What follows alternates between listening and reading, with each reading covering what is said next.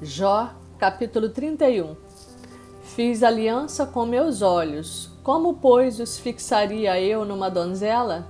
Que porção, pois, teria eu do Deus lá de cima, e que herança do Todo-Poderoso desde as alturas? Acaso não é a perdição para o iníquo e o infortúnio para os que praticam a maldade?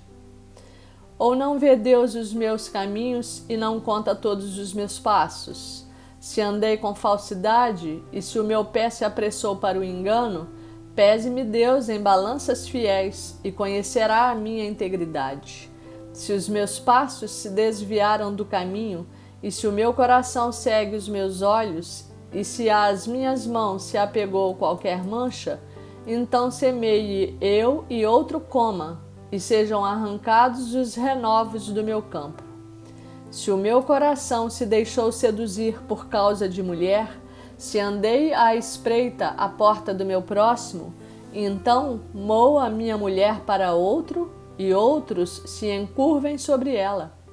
Pois seria isso um crime hediondo, delito à punição de juízes, pois seria fogo que consome até a destruição, e desarraigaria toda a minha renda.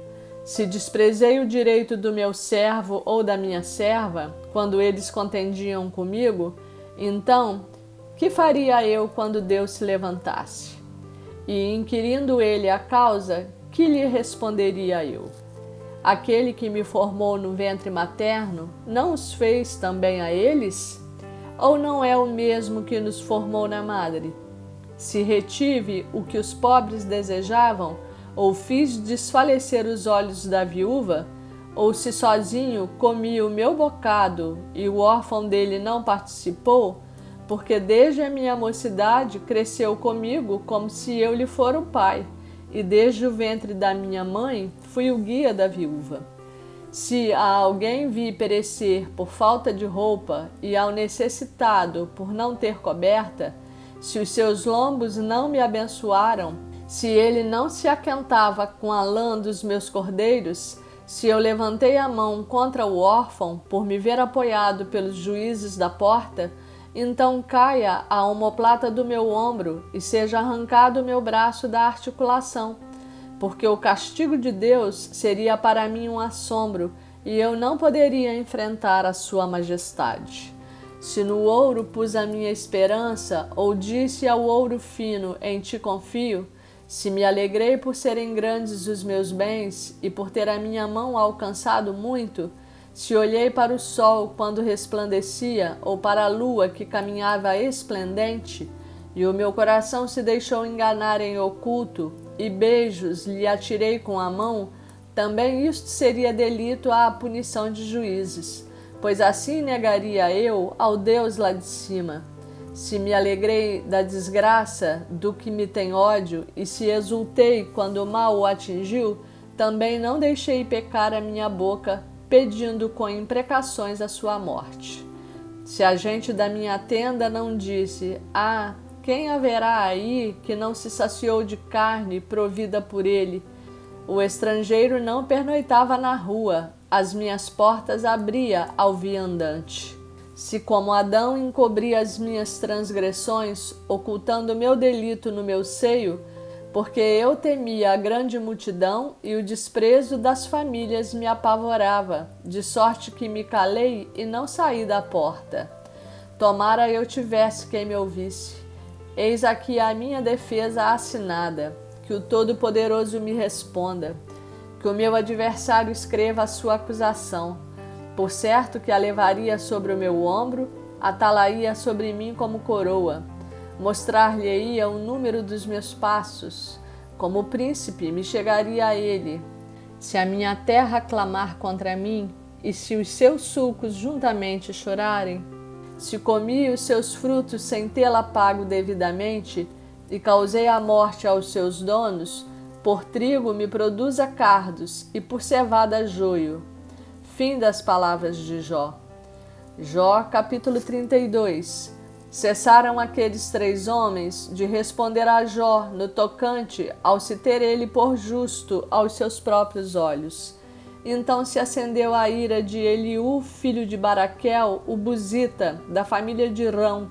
Acendeu-se a sua ira contra Jó, porque este pretendia ser mais justo do que Deus. Também a sua ira se acendeu contra os 3 amigos, porque mesmo não achando eles o que responder, condenavam a Jó. Eliú, porém, esperava para falar a Jó, pois eram de mais idade do que ele. Vendo Eliú que já não havia resposta na boca daqueles 3 homens, a sua ira se acendeu. Disse Eliú, filho de Baraquel, o buzita: Eu sou de menos idade e vós sois idosos. Arreceei-me e temi de vos declarar a minha opinião.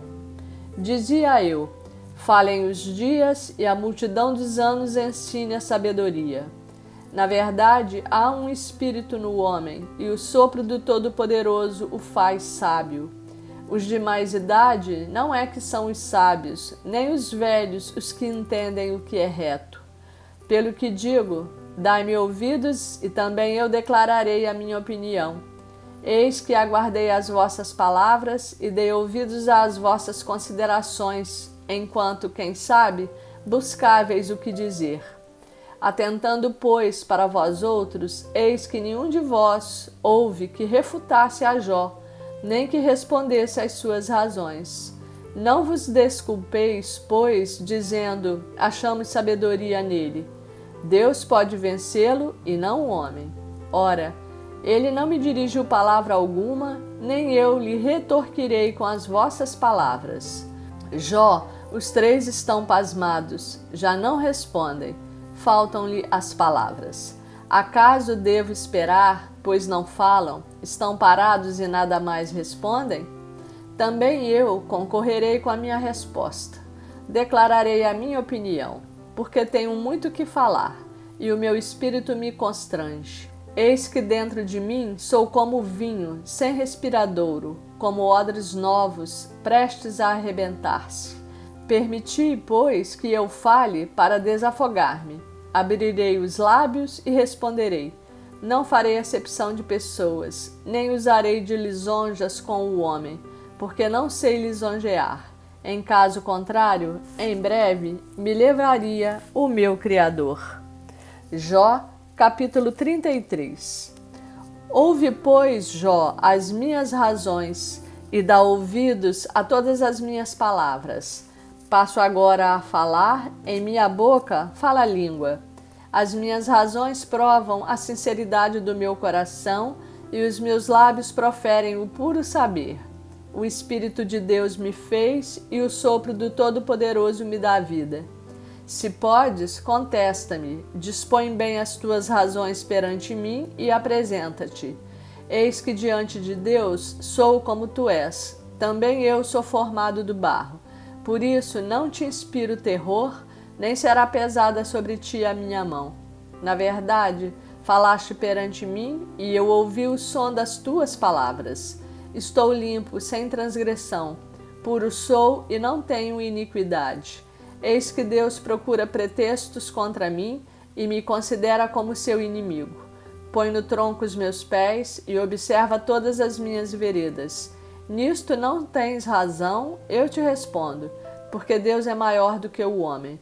Por que contendes com ele, afirmando que não te dá contas de nenhum dos seus atos?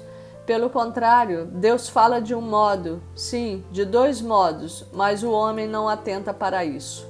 Em sonho ou em visão de noite, quando cai sono profundo sobre os homens, quando adormecem na cama, então lhes abre os ouvidos e lhes cela a sua instrução para apartar o homem do seu desígnio e livrá-lo da soberba, para guardar a sua alma da cova e a sua vida de passar pela espada.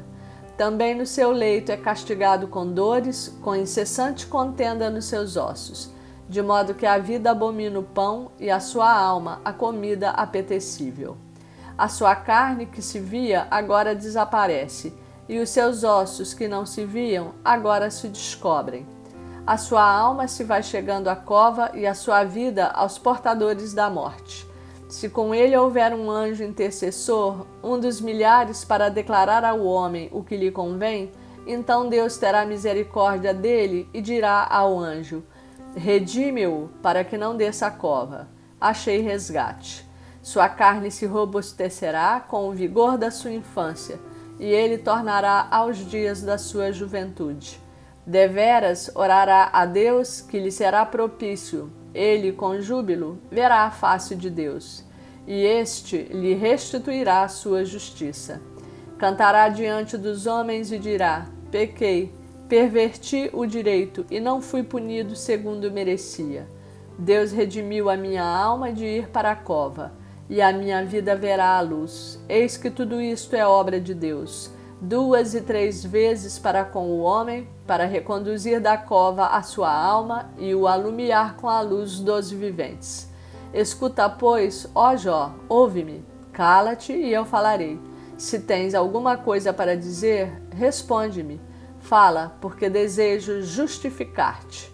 Se não, escuta-me, cala-te e ensinar-te-ei a sabedoria.